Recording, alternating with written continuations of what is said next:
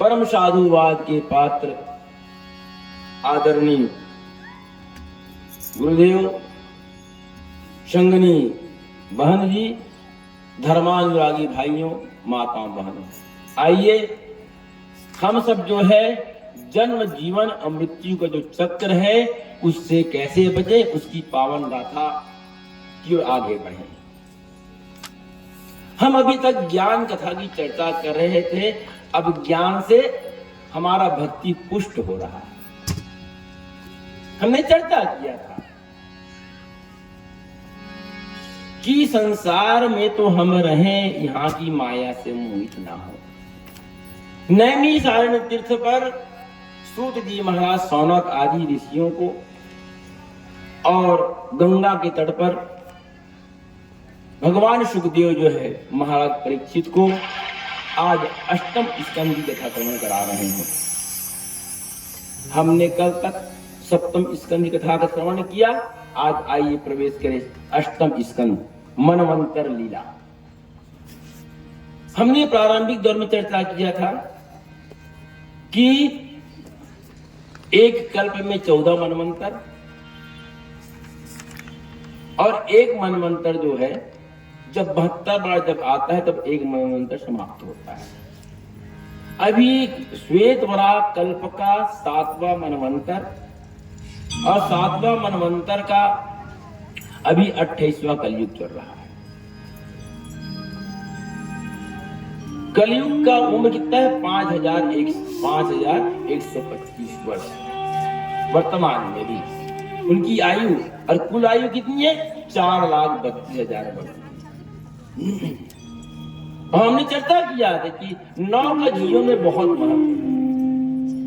18 पुराण, 18,000 श्लोक, 18 अध्याय की गीता।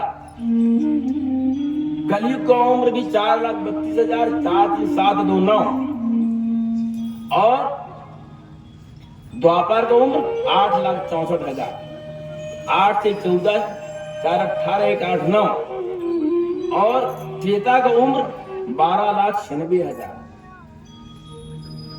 तो 6, 9, 15, तो 17, 1, 18, 1, 8, 9 और सतयुग का उम्र है 17,02,000। 17,02,800 मैंने 8, 10, 1, 17, 1, 18, 1, 8, 9। इसी प्रकार हमारा जब 100 वर्ष जब बीत जाता है, एक वर्ष मनुष्य का 100 वर्ष और ब्रह्मा जी का 1 दिन। हमारा 100 वर्ष मानव योनि का 100 वर्ष और ब्रह्मा जी का 1 दिन, और ब्रह्मा जी का 100 वर्ष, भगवान नारायण का 1 दिन और भगवान नारायण का 1 वर्ष, भगवान शिव का 1 श्वास। तो वर्तमान में अभी श्वेत वराह कल्प का 7वां मनवंतर, इसका नाम है वैवस्वत, उसका 28वां कलयुग चल रहा है। अभी तक 28 त्रेता, 28 सतयुग, 28 द्वापर और 28वां कलयुग। तो चक्षुष मनवंतर की कथा बता रहे हैं कि पूर्व काल में ओम नमो भगवते तस्मै यच्चिदात्मकम्, पूर्व काल में त्रिकुट नामक पर्वत था। समुद्र के तट पर एक पर्वत जिसके 3 शिखा थे।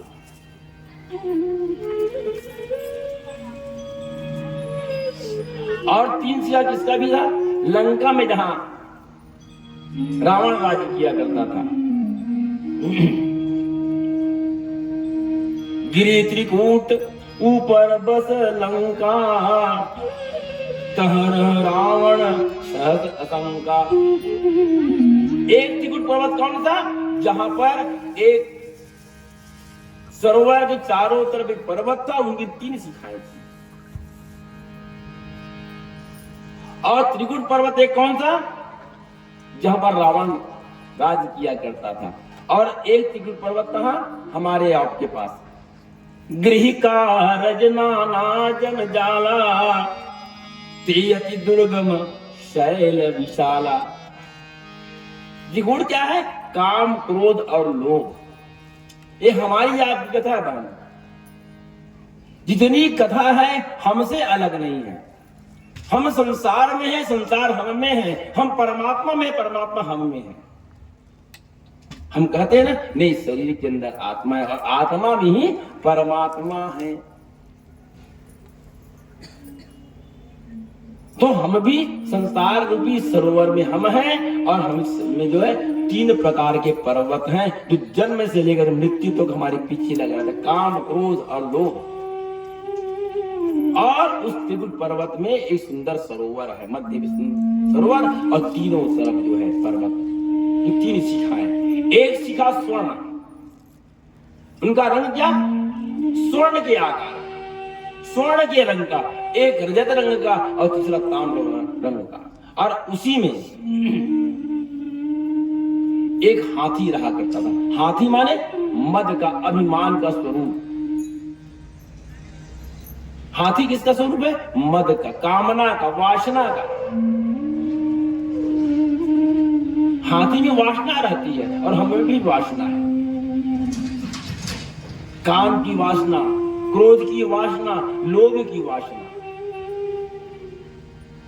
ये हमारी आपकी गति है। एक समय की बात है, वह हाथी जो है अपने परिवार के साथ जल पीने के लिए, भ्रमण करने के लिए उस त्रिकुट पर्वत के मध्य में सरोवर पर पहुंच गए। हम भी संसार के इस सरोवर में फंसे हुए हैं, अज्ञानता के सरोवर में, और इसकी माया में हम फंस जाते हैं। वहां जो है वह हाथी जो है अपने परिवार को लेकर के, ध्यान से सुनिएगा, हमारी आपकी कथा आनंद आएगा। हाथी जो है अपने परिवार को लेकर जल पीने गया, और जैसे ही जल पीने गया, कुछ दुर्जल में उतरा, प्रवेश किया, और उसी समय ग्राह पकड़ लिया, एक मगर पकड़ लिया। परिवार में बहुत लोग थे, पत्नियां थी, बच्चे थे, पूरा परिवार भरा, पूरा परिवार था। जल के अंदर किसका बल रहता है? मगर का। हाथी का बल काम नहीं आया।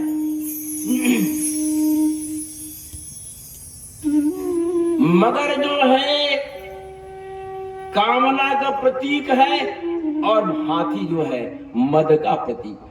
हम मद की कामना में जो संसार में रहते हैं, प्रयास किया 1 बार, 2 बार, 3 बार, हाथी सफल नहीं हुआ। अरे जल के अंदर भाई मगर का ताकत ज्यादा रहता है, हमारी नहीं, हाथी का नहीं। परिवार के लोग प्रयास किए, कई समय बीत गया, कई दिन बीत गया, हाथी जो है उससे बाहर नहीं आ पाया, अंदर जाने लगा। वैसी हमारा जीवन है। हम जन्म से लेकर के भगवान का भजन अब करेंगे, कब करेंगे, तब करेंगे, ऐसे करते करते हम वृद्ध हो जाते हैं। हमारा पैर अचल हो जाता है, और अचल होना माने रोग ग्रसित हो जाना, और रोग ही जो है मगर है, रोग ही मगर है।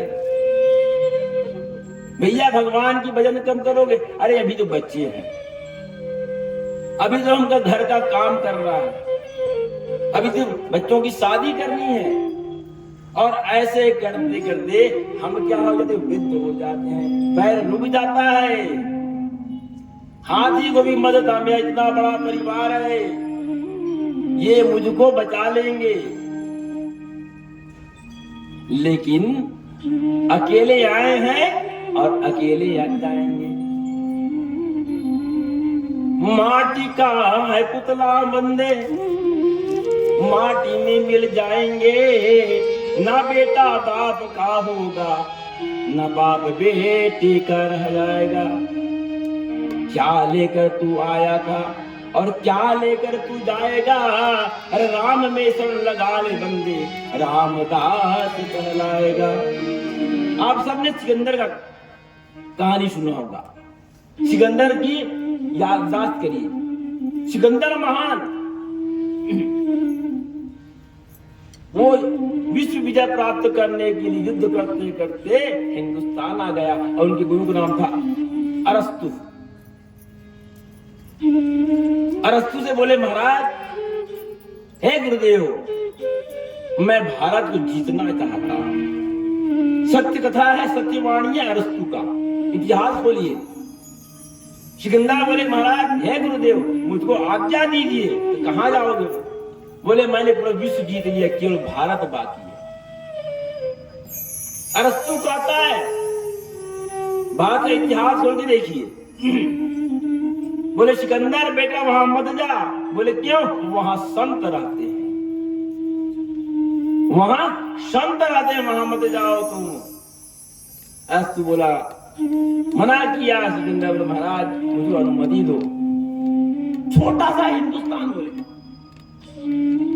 बोले जा, लेकिन एक काम करना, अगर तू वापस आ गया, अगर तू वहां से वापस आ गया तो मेरे लिए क्या रहना, गंगा का जल लेकर के आना। और दूसरा, एक कन्हैया का बंसी लेकर आना। सिकंदर जब यहां पहुंचा,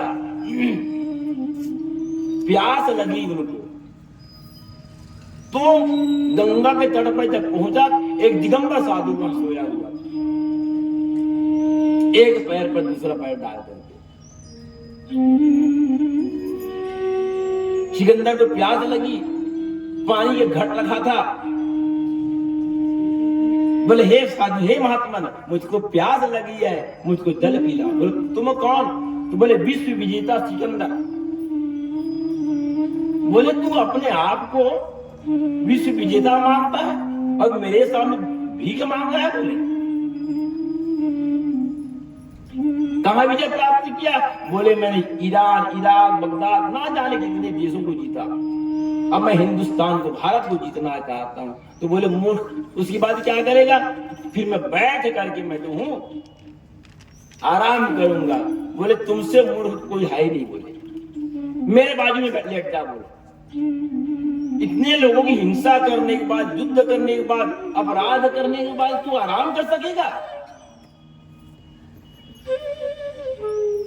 मैंने मूर्ख तो देखा सिकंदर, लेकिन तेरे जैसे मूर्ख नहीं देखा। बाजू में बैठ, ना मैंने किसी की हिंसा की, ना अपराध किया, ना किसी को सताया, प्रेम से सो रहा हूं। कुछ बात लगी उनको, लेकिन फिर भी मत था उनको। सिकंदर को मत था कि मैं भारत को जीत जाऊंगा, नहीं जीत पाया, मर गया सिकंदर। मरने का समय आ गया, उनके जितने सेना थे लगभग सभी समाप्त हो गए। यहाँ की संस्कृति, यहाँ की सनातन, यहाँ का प्रेम, यहाँ का व्यवहार, यहाँ का धर्म देख करके सिकंदर जो है पागल हो गया और अपने पार्षदों से कहा कि जब मैं मरूंगा तो एक काम करना कि मेरा जो, जब डोली निकलेगा, अंतिम यात्रा जब निकलेगी और मेरा जो समाधि बनेगा, उसमें मैं दोनों हाथ बाहर निकाल देना। बोले क्यों महाराज? कि भाई हम मुट्ठी बांध कर आए हैं। सिकंदर रहा भी जब गया, अरे सिकंदर जहां चारों जहां कमाली था, सिकंदर जब गया तो दोनों हाथ खाली था। ये हमारी आपकी गलती। हाथी ही बोला कि मेरा परिवार साथ देगा, हम जीवन के धन के मद में, कामना के मद में, बच्चों के प्रेम के मद में, संसार के सुख के मद में यहां आकर राम को भूल जाते हैं। मुख में राम लेना हम पसंद नहीं, अभी समय नहीं है। राम राम रटते रहो जब तक घट में प्राण, कभी तो दीन दयाल को झनक पड़ेगी तान। आया है सो जाएगा राजा रंग फकीर, कोई विमान न चढ़ चले, कोई बंधे जंजीर। चली आ रही है उम्र धीरे धीरे, चली आ रही है उम्र धीरे धीरे। तो कर ले प्रभु का भजन धीरे धीरे, कर ले प्रभु का भजन धीरे धीरे। चली आ रही है उम्र धीरे धीरे, चली आ रही है उम्र धीरे धीरे। तू गाता प्रभु का भजन धीरे धीरे, तू गाता प्रभु का तू करे। ए बचपन भी बीता, जवानी भी बीती, बचपन भी बीता, जवानी भी बीती। बचपन भी बीता, जवानी भी बीती। बुढ़ापे का होगा असर धीरे धीरे, बुढ़ापे का होगा असर धीरे धीरे। चली जा रही है उम्र धीरे धीरे, चली जा रही है उम्र धीरे धीरे।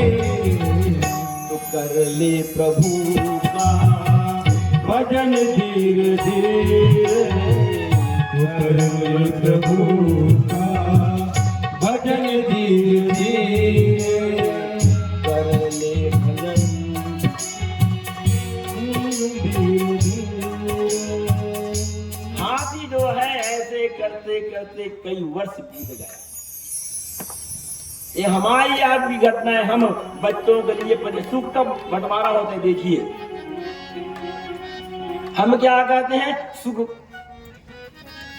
बच्चे मेरे काम आएंगे, पत्नी काम आएंगी, धन काम आएगा ना। एक बात याद है कि सुख का बंटवारा होता है और दुख का बंटवारा नहीं होता। दुख को भोगना पड़ता है। हम धन संग्रह करके लाते हैं, किसके लिए? परिवार के लिए, बच्चों के लिए, पत्नी के लिए। बढ़ गया पत्नी में और बच्चों में, बुरी तनख्वाह लेकर आता था, ये ला दो वो ला दो, और शरीर में अगर हमारी व्याधि रोग आ गया तो वो बटेगा क्या? आज बहुत सिर में दर्द है, एक काम करो भैया, आधा तुम ले लो, लेंगे हैं? तो सुख का बंटवारा होता है, और सुख के लिए ऐसा कर्म मत करो कि ताकि जीवन में शरीर में व्याधि आ जाए, रोग आ जाए। सुखदेव भगवान कहते हैं राजन कि जीव क्या करता है, सुख के बंटवारा, परिवार के लिए सुख संग्रह करता है, लेकिन दुख अपने लिए संचय करता है। हम रोगी हो गए, शरीर में पीड़ा आ गई, हम घर के लिए भारी हो गए। कुछ दिन मेहमान आएंगे, देखने चलो भाई, ये डॉक्टर वो वैद्य, ये मंदिर वो मंदिर, ये देवालय वो देवालय, ये तीर्थ वो तीर्थ, घूमते घूमते हम थक जाते हैं। हमने चर्चा किया था कि मरने के बाद ही मुक्ति होती है। हमको यहां से हमको सुख मिल सकता है, शांति मिल सकती है, लेकिन मुक्ति नहीं हो सकती। हाथी जो है परिवार का भरोसा किया कि मैं परिवार के लोग बचा लेंगे। हाथी दुखित हो गया, वैसी ही हम हैं। मगर के साथ गहरे पानी में जाते जा रहा है। हम भी जो है काल रूपी रोग रूपी मगर से को पैर पकड़ लेता है। एक जगह स्थिर हो जाते, हम काल के सन्निकट जाते, मृत्यु के सन्निकट, मृत्यु के पास जाते हैं हम। और हाथी भी हम ही मद का हम में मद है, अभिमान है हाथी के समान, मेरे पास बहुत धन है। धन काम आएगा कब तक? एक समय तक। आपने जो धन संचय किया है वह भी आपकी मृत्यु के समय काम नहीं आएगा। दुखित हो गया, परिवार के लोग 1 दिन 2 दिन 4 दिन किए, बोले अभी बचने वाला नहीं है, हम इसको नहीं बचा सकते। तो उन परिवार का पाला हुआ था, है? तो कहता भाई चलो भैया आप घर के सियान आदमी हो, आप हम मर जाते, आप घर के वयोवृद्ध हो, सबसे बड़े हो, आपने जीवन पर्यंत हमारा सेवा किया है, हमारे लिए धन संचय किया है, हम आपके साथ हम भी मर जाते हैं। नहीं, 2 दिन बच्चा आएगा, 2 दिन बहू करेगी, कुछ दिन पत्नी भी करती है, और पत्नी करती है बेचारी, केवल पत्नी करती, लेकिन वो भी कब तक? एक समय तक। उनका भी मन जो है इस समय के बाद जो है दूर हो जाता है, और भगवान से मन भले ना बोल सके लेकिन मन में प्रार्थना की बहुत दुख पाते था। वो कितना इतना बोलेगी कि तो पापा बड़ दुख पावत है। कुछ आदमी क्या बोली, बड़ तकलीफ पास यान है भगवान सकेल लेती है। हाथी का परिवार छोड़कर चला गया, और जब हम क्या करते हैं, एक रूम में पड़े रहते, एक कक्ष में पड़े रहते, जब शरीर अथक हो जाता है, शरीर में रोग आ जाता है, हम घर के एक कोने में हम पड़े रहते हैं, कोई देखने वाला भी नहीं।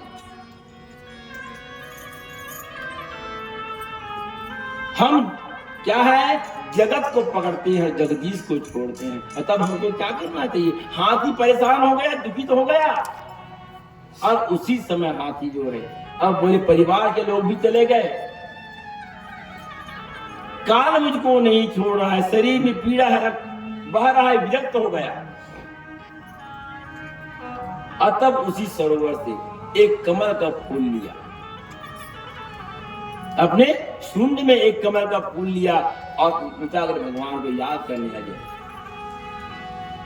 निर्बल के प्राण पुकार रहे, जगदीश हरे जगदीश हरे। निर्बल के प्राण पुकार रहे, जगदीश हरे जगदीश हरे। निर्बल के प्राण पुकार रहे, जगदीश हरे जगदीश हरे। निर्बल के प्राण पुकार रहे, जगदीश हरे जगदीश हरे। माखों के स्वर झंकार रहे, जगदीश हरे जगदीश हरे। माखों के स्वर झंकार रहे, जगदीश हरे जगदीश हरे। हे कन्हैया कहाँ हो? हे राम, हे कृष्ण। जीव कहता है, हम कहते हैं भगवान अब मेरा शरीर जो है अब कहने लायक नहीं है। हम बार बार भगवान से प्रार्थना करते हैं, जब दुख जब आ जाता है हम बार बार प्रार्थना करते हैं, भगवान हमको बचा लो, आप प्राण को ले लो, क्योंकि प्राण इतना आसान से नहीं करता। आकाश निर्बल के जगदीश हरे जगदीश हरे। निर्बल के प्राण पुकार हरे जगदीश हरे। आकाश हिमालय सागर में, आकाश हिमालय सागर में, आकाश हिमालय सागर में, आकाश हिमालय सागर में। पृथ्वी पाताल चराचर में, पृथ्वी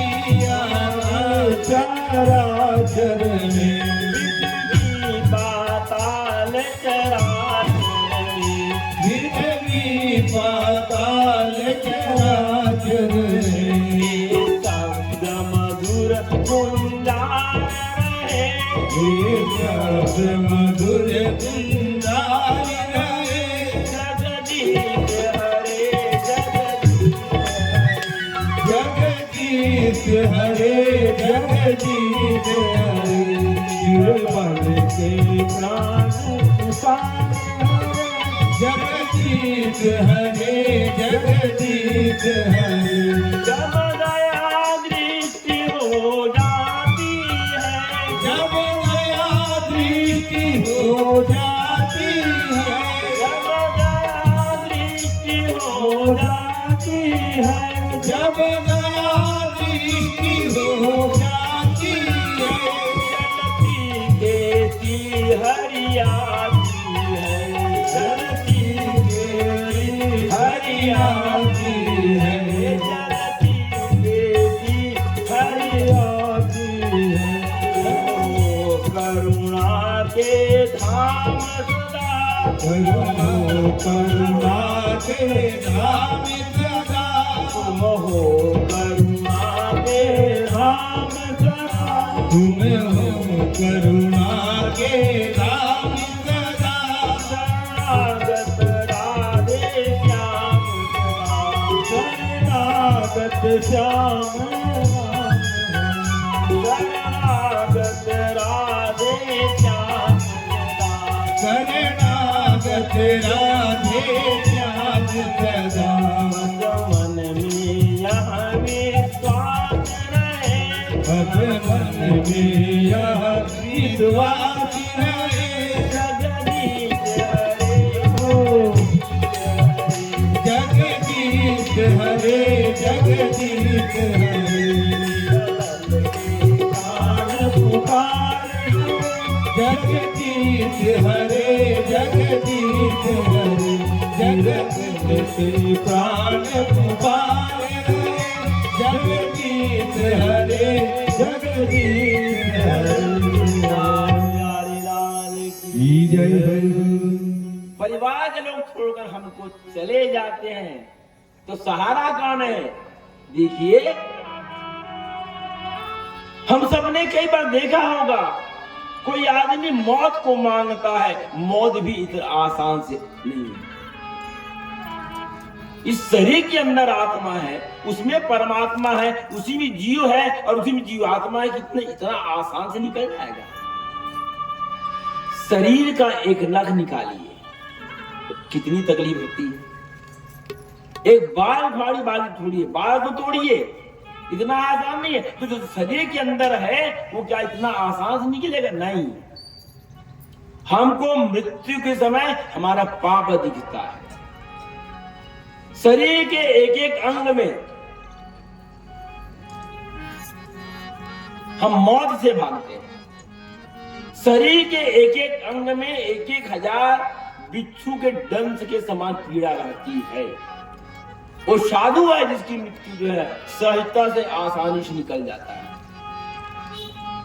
और वही पाप है और वही नरक है। मृत्यु के समय में हमारा पाप सामने आता है और वही पाप जो है हमारे शरीर में व्यापक हो जाता है। शरीर के एक एक अंग में 1,000 बिच्छू के डंस के समान पीड़ा होती है। विचार करो, एक बिच्छू का डंस मार देता है तो कितनी तकलीफ होती है। जबकि एक एक उंगली में एक एक अंग में 1,000 बिच्छू के डंस के समान पीड़ा होती है। प्राण नहीं निकलता, जीव तड़पते रहता है। आज हाथ ही तड़प रहा है। परिवार चले गए छोड़कर, भैया तेरे साथ हम नहीं मरने वाले हैं, तुम मरो तो मरो, हम नहीं मरने वाले हैं। लोग सुनते हैं इसकी मृत्यु हो गई तो पहले वो दुकान जाएगा कफन लाने के लिए। अरे 2-4 दिन रख ले अपन पास। जब तक इस शरीर में परमात्मा का आत्मा है तब तक ये शरीर जो है चैतन्य शुद्ध है।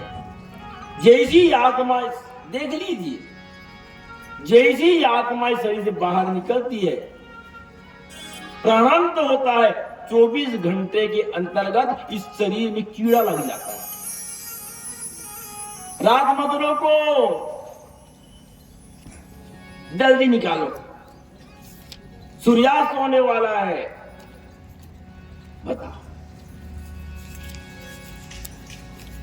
ये हमारी आपकी दशा है।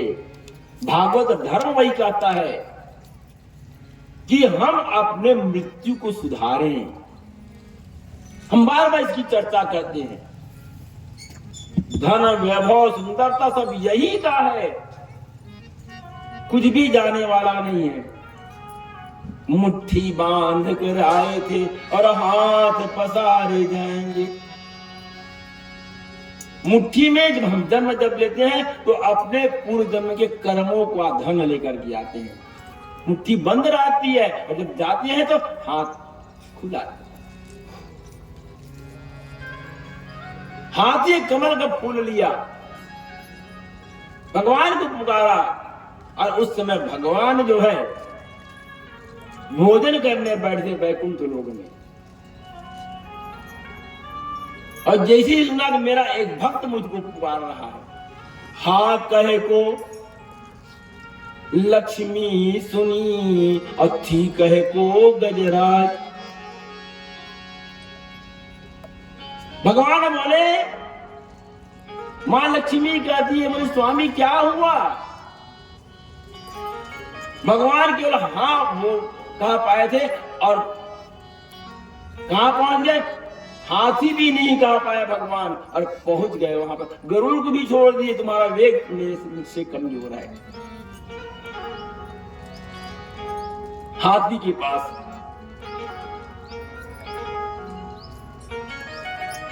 इतना वेग से परमात्मा आया।